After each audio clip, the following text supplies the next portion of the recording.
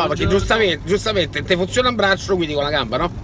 Cioè, no, perché mi sembra giù, no, stavo notando, mi stai accompagnando da Bandini, sei molto carino, sei molto gentile, siamo amici, siamo veloci. Giustamente, un braccio sta su off, perché tanto, insomma, ormai ti si conosce, sei la Librandi nazionale. Stavo parlando con te, io quando parlo gesticolo, mi viene normale. Sì, ma giustamente, un braccio sta su off, abbiamo il manettino sopra, quello là da camionista, per far di questo, e a un certo punto mi giro e mi guida con la gamba.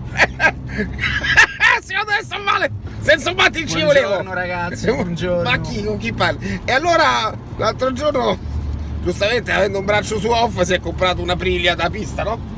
E certo, mi ha detto questa qua me la sono comprata perché in giro non ci posso andare, però magari un po' in pista a fare lo scemo.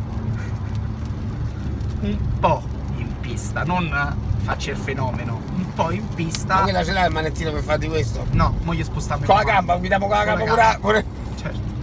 Che spettacolo, che spettacolo, sorridente, sgargiante, con la pioggia, col sole, col vento e con la neve. Secondo me sto male, problemi suarti, no? Guidami con il braccio, no? Guidami con la mano. Sto guidando, sto bravo. Fammi vedere questo.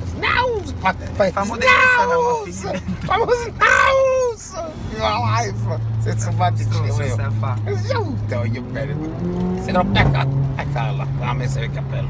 E futuro 4x4.